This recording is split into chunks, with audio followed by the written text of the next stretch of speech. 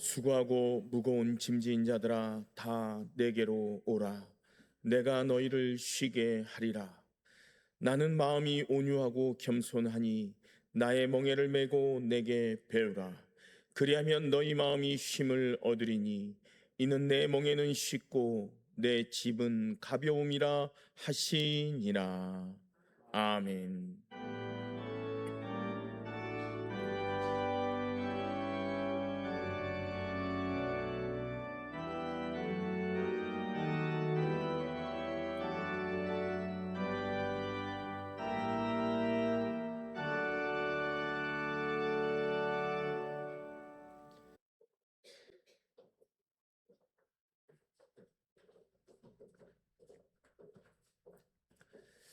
히브리서 9장 22절 하나님의 말씀을 봉독해 올립니다.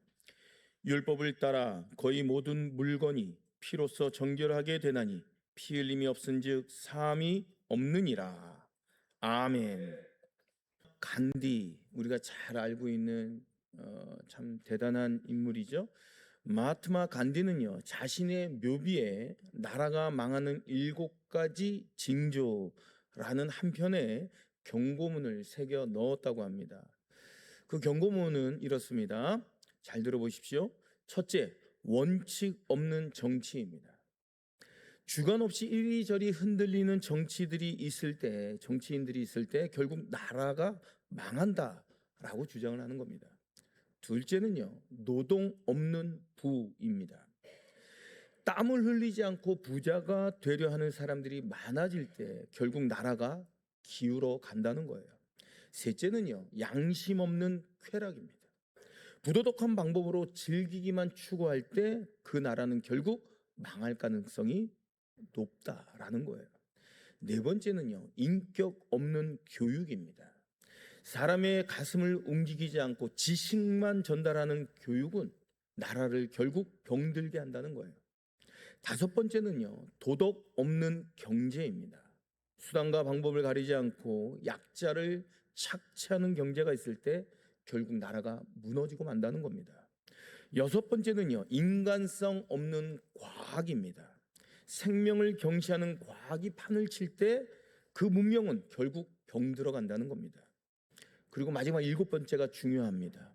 일곱 번째를 주목하십시오. 희생 없는 신앙들이 있을 때입니다. 종교와 교회 기관에는 사람들이 차고 넘치는데 정작 희생하려는 사람들이 없을 때 그 나라는 결국 망할 징조가 된다라고 이야기를 합니다. 사랑하는 성도 여러분, 오늘 이 주장이, 오늘 이 말이 오늘 우리 신앙 공동체를 향한 날카로운 도전이 아닐 수 없습니다. 우리의 신앙에 희생이 없다면 어떻게 될까요? 십자가도 없을 것이고요, 헌신도 없을 것이고, 섬김도 없을 것이고, 사랑도 없을 겁니다. 헌신과 섬김과 사랑이라는 이 모든 위대한 덕목은요, 모두 희생이라는 뿌리에서 자라났기 때문에 그래요. 자, 그렇다면 진정한 희생이란 무엇일까요? 오늘 하나님의 말씀 안에서 희생의 진정한 의미와 그 놀라운 능력을 우리가 함께 발견하고자 합니다. 사랑하는 성도 여러분, 희생에는 위대한 능력이 있습니다. 여러분, 희생이라는 단어를 저는 개인적으로 떠올릴 때 제가 신대원에서 참 재미있게 공부했던 과목이 있었어요. 그 과목이 뭐냐면 신학과 미술이라는 과목입니다. 그 교수님이 이제 화가신데 이제 목회를 하셔서 목사가 되셨고요. 그렇기 때문에 유명한 화가들의 작품을 가지고 신학적으로 해석을 하는 겁니다. 그래서 이 희생이라는 단어를 떠올리면 그 신학과 미술이라는 과목에서 배운 한 편의 그림이 생각이 나요. 그 그림은 바로 플랑드르의 위대한 화가 루벤스가 그린 노인과 여인이라는 작품이에요. 화면에 보이는 작품입니다. 저는 이 그림을 처음 마주쳤을 때 저는 너무나도 당황했어요. 보는 순간 낯이 뜨거워졌고요, 내 마음도 굉장히 힘들었습니다. 내 개인적인 도덕적인 잣대를 들이대며 판단하고 있었던 거예요. 평생 그림 한 점을 보고 이렇게 마음이 불편한 적이 없었습니다. 여러분, 그림 속의 장면이 어떻습니까? 한 젊은 여인이 자기의 가슴을 풀어 헤치고 깡마른 노인에게 젖을 먹이고 있는 거예요. 여러분, 이 장면을 보면서 아무렇지도 않을 사람은 없을 겁니다. 그러나 이 그림의 배경을 들으면요, 생각이 완전히 바뀌게 됩니다. 이 그림의 배경은 이런 거예요. 그림 속의 노인은 자기 나라의 독립을 위해서 일평생 헌신한 독립투사였어요. 독재 정권에 의해서 결국 체포되었고요. 그에게 내린 형벌은 참혹했습니다. 그게 뭐냐면 음식물 투여 금지였어요. 너무나도 잔인한 고문 아니겠습니까? 그래서 이 노인이 10일, 20일, 30일 노인은 물 한 모금, 음식 한 입 먹지 못하고 점점 내 몸은 말라갔던 거예요. 뼈만 앙상하게 남아서 숨을 헐떡이면서 마지막 죽음의 문턱에 다다르게 됩니다. 그렇게 노인은요, 거의 생명을 다갈 무렵 이 독재 정권은 마지막 면회를 허락해줘요. 그 면회에 달려온 사람이 누굴까요? 출산한 지 얼마 되지 않은 딸이었습니다. 갓 산후조리를 채 마치지도 못한 그 몸을 가지고 달려온 딸이 뒤로 손이 포박된 채 가쁜 숨을 내몰아치는 자기의 친아버지를 보는 순간 딸은 주저하지 않았어요. 자존심도 체면도 세상의 통념도 모두 내려놓고 자신의 가슴을 풀어헤치고 아버지에게 마지막 생명을 내어주는 겁니다.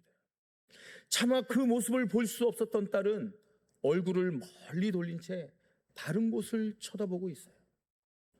루벤스는요, 바로 그 경이롭고 거룩한 순간을 화폭에 영원히 담았던 겁니다. 아버지는 딸의 마지막 사랑을 받고 이 세상을 떠나고 맙니다. 딸의 통곡 소리가 터져 나왔고 그 소리는 결국 그 나라 독립운동의 첫 번째 함성이 되었다고 전해지는 이야기입니다. 오늘날 이 그림은요, 그 민족 안에서 가장 영광스러운 그림으로 기억되고 있습니다. 왜 그토록 그림만 바라보면 부끄러워 보이는 그 그림이 온 민족이 가장 자랑스러운 그림이 된 이유가 무엇일까요? 그 이유는 단 하나뿐입니다. 그 안에 희생이 담겨져 있기 때문입니다. 딸은 아버지를 위해 자존심을 버렸어요. 부끄러움을 버렸습니다. 세상의 시선과 세상의 통념을 모두 버렸어요. 이러한 희생은 세상이 말하는 도덕과 정의와 판단을 뛰어넘습니다. 희생에는 그런 위대하고 거룩한 능력이 있는 거예요. 오늘 본문 히브리서 9장 22절 하반절 이렇게 선언합니다. 우리 한번 화면을 보고 합독합니다. 시작. 피 흘림이 없은즉 사함이 없느니라. 결국 희생이 있어야 죄사함이 있다라고 선언하고 있어요. 여러분, 구약의 율법 안에는요, 하나님은 인간의 죄를 씻는 방법을 친히 가르쳐 주셨습니다. 그게 바로 속죄의 제물을 드리는 거예요. 이스라엘 백성들은요, 흠없는 어린 양을 키워요. 그래서 그 양을 볼 때마다 나의 속죄 제물이다 라고 생각하면서 내 죄를 대신하여 죽어야 하는 양이기 때문에 반드시 흠이 없어야 되는 거예요. 마치 애완동물을 정성껏 돌보고 키웠던 겁니다. 유월절이 되면요, 그 양을 안고 혹은 등에 메고 예루살렘 성으로 올라갑니다.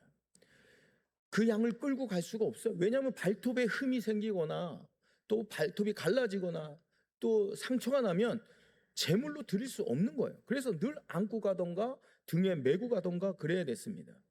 그래서 가다가 혹 가시덤불에 흠이라도 생기면 이 양은 도저히 제사에 쓸 수 없는 거예요.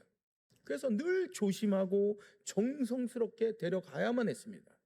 성전에 도착하면요, 제사장 앞에 양을 내려놓아요. 그래서 제사장은 양이 흠이 있는지 없는지 낱낱이 살핍니다. 흠이 없다고 판정이 내려지면 제사장은요, 그 양의 머리에 안수합니다. 이렇게 선언을 해요. 이 사람의 죄가 이 양에게 전가되었노라. 네가 이 죄짐을 짊어지고 죽어야 할지니라. 여러분, 말 못하는 양이기에 죄가 전가된다는 이 장엄한 순간, 다행히도요, 이 양은요 그 말을 알아듣지 못하잖아요. 만약에 이 양이요 우리 말을 알아들었다면 얼마나 억울했을까요? 죄는 저 사람이 지었는데 나한테 온갖 죄를 다 뒤집어 씌운 거 아니겠어요? 아마 소리쳤을 거예요. 그 양은 결국 제단 위로 올려지고요, 멱이 따이면서 피가 흘러내리기 시작합니다. 가죽이 벗겨지고 내장을 난 다 드러냅니다. 울부짖으며 마지막 숨을 몰아쉬는 그 양의 모습을 사람들이 눈앞에서 지켜보는 거예요. 당시 요세푸스의 기록에 의하면요, 6월절에 예루살렘 성전에 수십몇 명이 올라와 각자 양 한 마리씩 제사를 드렸는데 그 피가 얼마나 많이 흘렸던지 성전 하수구에 피가 마르지 않고 넘쳐 흘렀다라고 기록하고 있어요. 여러분, 이 광경을 눈앞에서 지켜보는 사람들의 속마음에는 세 가지 고백이 일어납니다. 첫 번째는요, 죄란 이렇게 심각한 것이구나. 죽음으로 치러야 하는 것이구나. 둘째, 내가 죽어야 마땅한데 저 양이 나를 대신하여 죽는구나. 셋째, 내가 죽어야 하는데 저 양이 대신 죽는 것을 하나님이 인정하시고 받아들이시는구나. 이것이 구약 제도의 제사의 핵심입니다. 이 모든 제사가 가리키는 실체가 있었어요. 그 실체가 누구일까요? 바로 예수 그리스도입니다. 세례 요한이 예수님을 보며 고백하지 않습니까? 보라, 세상 죄를 지고 가는 하나님의 어린 양이로다. 우리 예수님이 십자가에 달리셨습니다. 그 고통스럽고 참혹한 죽음의 자리에서 우리가 함께 고백합니다. 죄란 이렇게 심각한 것이구나. 내가 죽어야 하는데 예수님이 나를 대신하여 죽으셨구나. 예수님의 죽음을 나의 죽음으로 하나님이 인정하셨구나. 이처럼 피 흘림이 있어야 죄사함이 있는 겁니다. 희생이 있어야 구원이 있는 거예요. 예수님의 십자가 희생이 없이 우리는 결코 하나님의 자녀가 될 수 없는 겁니다. 사랑하는 성도 여러분, 희생은 축복입니다. 첫 번째 이유는요, 영향력을 가져다 주기 때문입니다.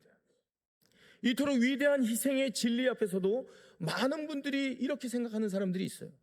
희생은 특별한 사람들만 하는 것이다.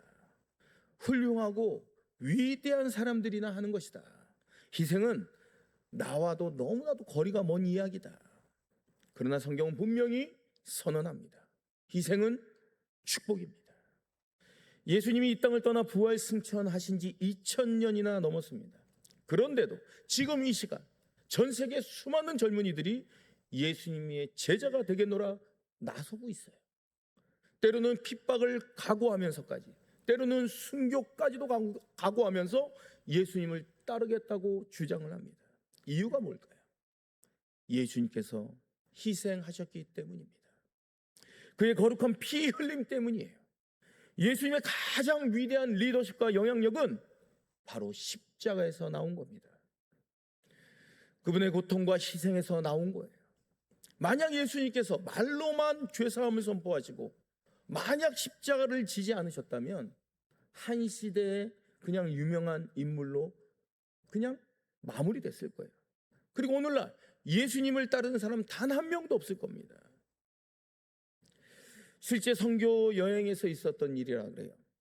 3명이 한 팀이 되어서 자비량을 해서 공동 기금을 가지고 이제 선교를 했는데, 이제 선교가 다 마쳐진 후에 이 공동 경비에서 10만 원이 남았답니다.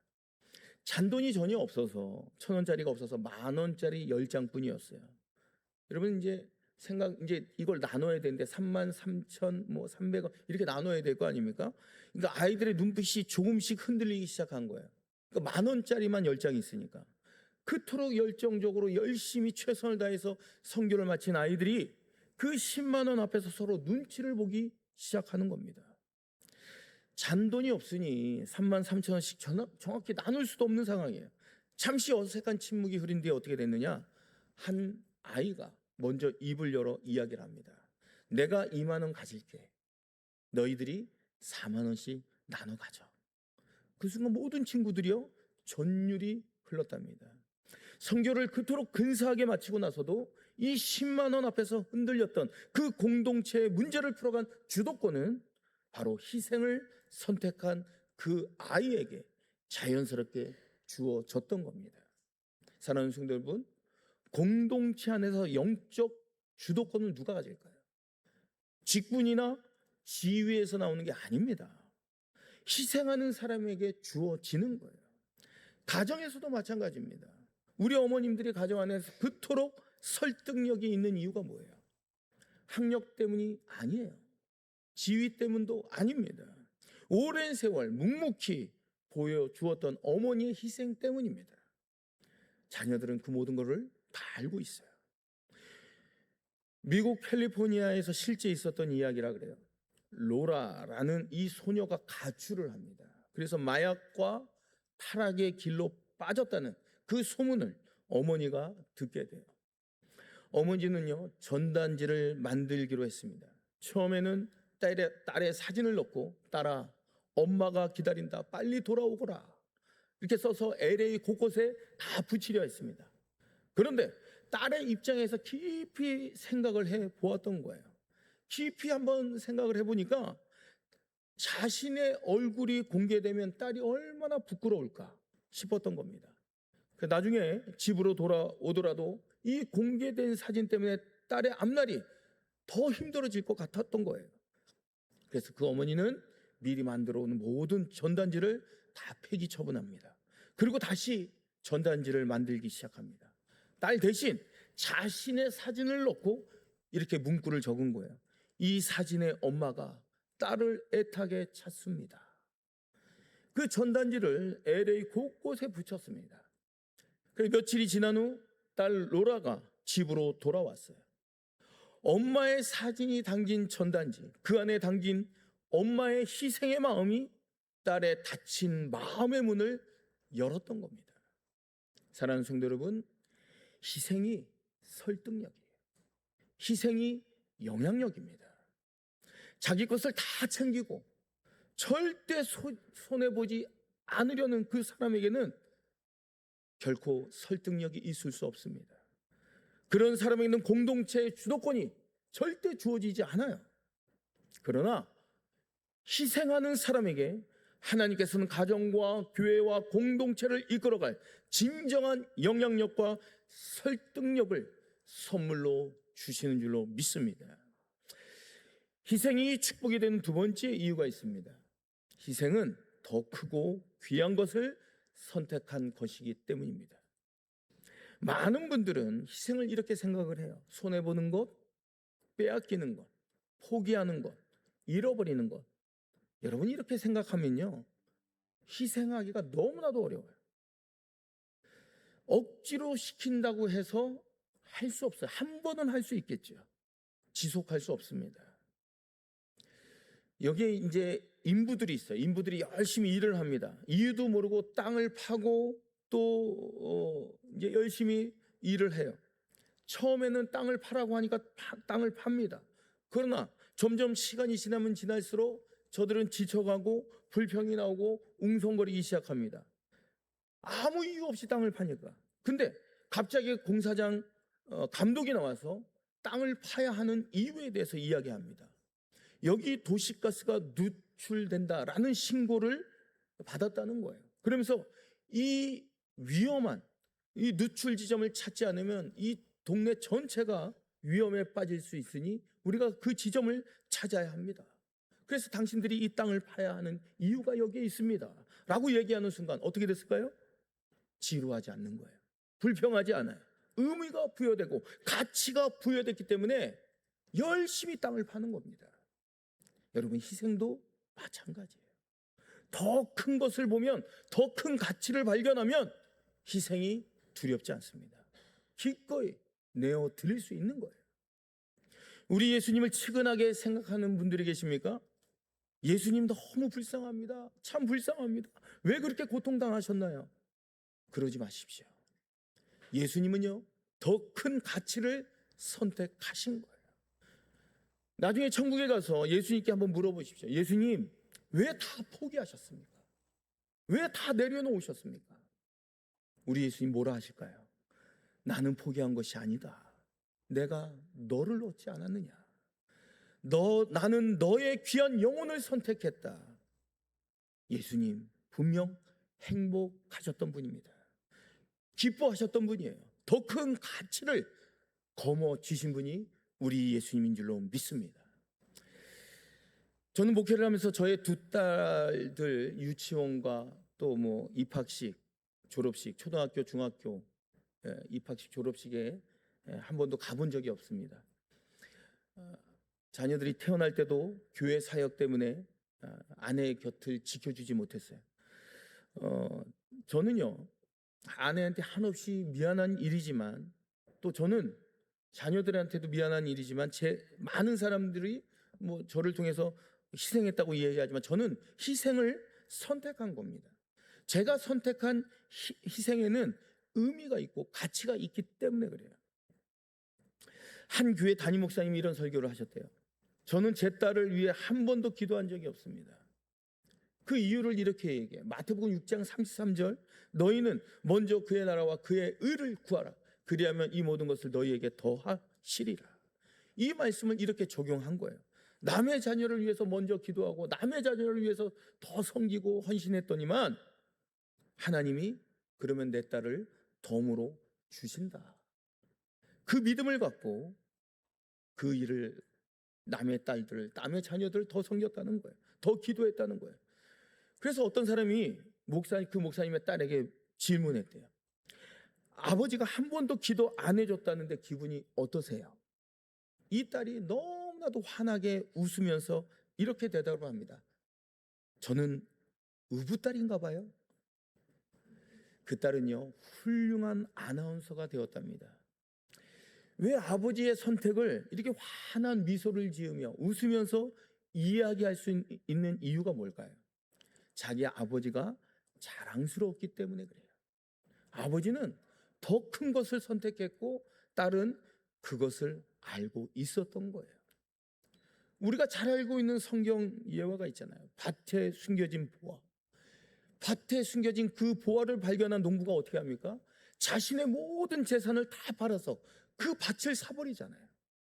사람들은 뭐라 그래요? 손가락질을 하면서 제정신이 아니라고, 미쳤나 보다고.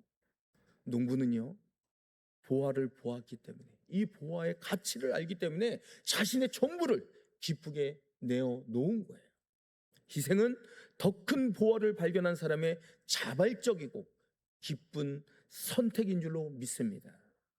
사랑하는 성도 여러분, 오늘도 우리가 붙들고 있는 십자가는 우리 주님께서 자기의 목숨을 내어 드리시고 또 우리의 영혼을 선택하신 놀라운 하나님의 역사입니다. 그 얼마나 귀하고 얼마나 대단한 사랑 아닙니까? 우리가 그 얼마나 귀하고 소중하기에 나같이 벌레 만나도 못한 나 같은 존재를 위하여 주님이 모든 것을 아낌없이 내어 주셨어요. 피 흘림이 있어야 죄사함이 있는 겁니다. 예수님의 거룩한 희생 위에서 우리의 구원이 이루어졌습니다. 오늘 이 진리 앞에 우리의 마음이 진정으로 감격하기를 원합니다. 이제 우리도 그 십자가의 복음을 삶으로 살아내야 돼요. 더 이상 희생을 빼앗김이라고 부르지 마십시오. 손해라고 부르지 마시고 포기라고 이야기도 하지 마십시오. 희생은 더 크고 아름다운 것을 향해 나아가는 믿음의 거룩한 선택입니다. 그 선택이 바로 십자가를 지는 제자의 삶입니다. 사랑하는 성도 여러분, 가정에서 희생하십시오. 남편을 위해, 아내를 위해, 자녀를 위해, 부모님을 위해 기꺼이 내 자신을 내어 드리십시오. 그것이 빼앗기는 것이 아니라 그 가정 안에서 가장 강력하고 아름다운 영향력을 발휘하는 길입니다. 나는 희생당했다, 나는 다 포기했다 말하지 마십시오. 나는 당신이 귀하기에 내가 선택했노라 라고 말하십시오. 그 말 한마디가 그 가정을 변화시킬 줄로 믿습니다. 교회 안에서 희생하십시오. 낮은 자리에서 섬기십시오. 드러나지 않아도 괜찮아요. 헌신하십시오. 알아주지도 않아도 괜찮아요. 내어 드리십시오. 그럴 때 하나님께서 여러분에게 공동체를 세워갈 영적 주도권을 허락해 주실 줄로 믿습니다. 열방을 위해 기도하십시오. 믿지 않는 이웃을 위해 기도하십시오. 다른 사람들의 자녀를 위해 먼저 무릎을 꿇고 기도하십시오. 내 것을 내어드리는 아름다운 헌신을 이루어 가십시오. 그 거룩한 희생이 더 큰 하나님의 나라를 이 땅에 세워가는 복음의 통로가 될 줄로 믿습니다. 사랑하는 성도 여러분, 기억하십시오. 희생 없는 신앙은 껍데기에 불과합니다. 그러나 희생이 있는 신앙은 세상을 변화시키는 능력입니다. 여러분의 희생이 가정을 살리고 교회를 세우고 이웃의 닫힌 마음의 문을 열고 열방을 주님 앞으로 반드시 이끌어갈 줄로 믿습니다. 오늘 작은 나의 것을 내어놓고 더 큰 하나님의 것을 거머 주십시오. 잃어버리는 것이 아닙니다. 더 큰 것을 얻는 거예요. 우리는 매일 아침 이 고백을 해봅시다. 주님, 오늘 나는 희생을 선택합니다. 내 안에 작은 탐심을 내려놓고 더 큰 주님의 뜻을 거머 쥐겠습니다. 이 고백이 여러분의 하루를 바꾸고 그 하루들이 쌓이고 쌓일 때 여러분의 삶 전체를 아름답게 빚어갈 줄로 믿습니다. 이제 말씀을 마무리합니다. 오늘 이 자리에서 각자의 마음속에 결단하십시오. 나는 오늘부터 희생을 선택하겠노라. 나는 더 작은 것을 내려놓고 더 큰 하나님의 것을 거머 쥐겠노라. 나는 희생당하는 것이 아니라 희생을 선택하는 자로 이 땅을 살아가겠노라. 여러분의 그 선택이 여러분의 삶을 가장 아름답고 의미 있게 만들어 갈 것입니다. 우리의 그 희생이 이 땅에서 하나님 나라를 확장하는 거룩한 씨앗이 될 것입니다. 예수님의 십자가 인류 역사를 바꾼 것처럼 예수님의 십자가가 온 인류의 역사를 분명히 바꿨습니다. 그 역사를 바꾼 것처럼 우리의 희생 또한 우리의 가정과 우리의 공동체와 이웃의 역사를 바꾸어 가게 될 줄로 믿습니다. 예수님이 십자가에서 다 잃은 것이 아니라 본인과 우리를 온전히 얻으셨어요. 우리도 그렇습니다. 우리가 희생할 때 우리는 다 잃은 것이 아니라 하나님이 준비하신 더 크고 아름다운 것을 얻게 될 것입니다. 희생은 손해가 아닙니다. 희생은 더 크고 위대한 가치를 향한 거룩한 선택입니다. 희생은 축복입니다. 천안 성김의 교회 성도들이여, 이제 거룩한 희생을 선택하고 축복의 인생을 건설해 가시기 바랍니다. 주신 말씀 위에 잡고 우리 함께 기도합니다. 주님의 십자가 희생을 본받아 가정과 교회와 이웃 앞에서 기꺼이 희생을 선택하며 더 큰 하나님의 나라를 이루어가는 성도들이 되어질 수 있도록 이 시간 주신 말씀 위에 잡고 통성으로 기도합니다.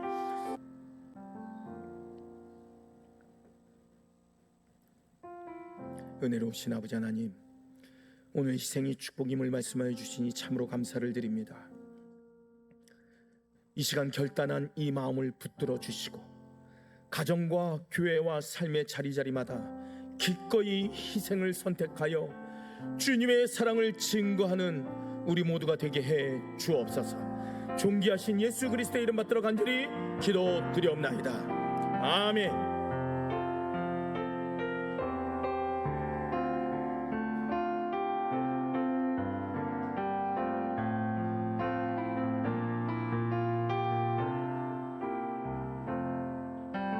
나의 모습, 나의 모습,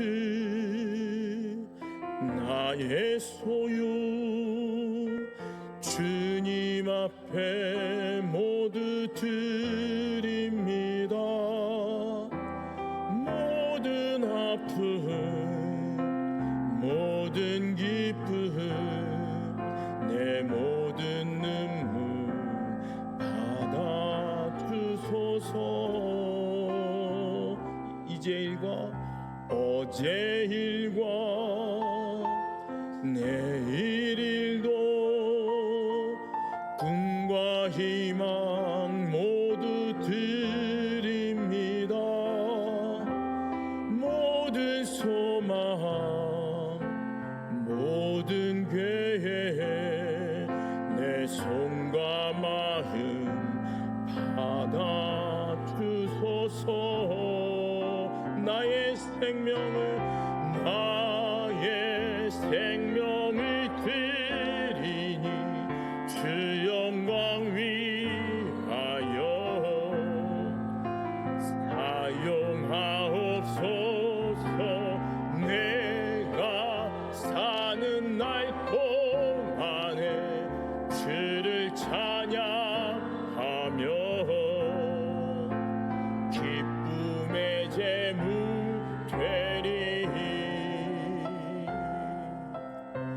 나를 받아 주소.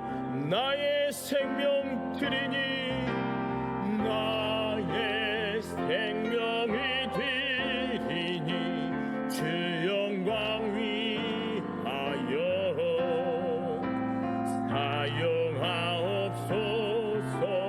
내가 사는 날 동안에 주를 찬양하며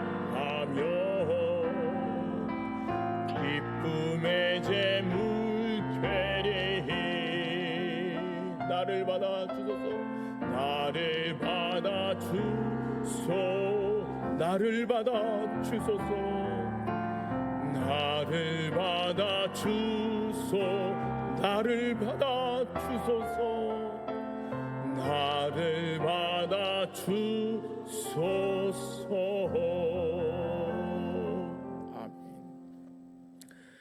오늘부터 희생을 선택하십시오.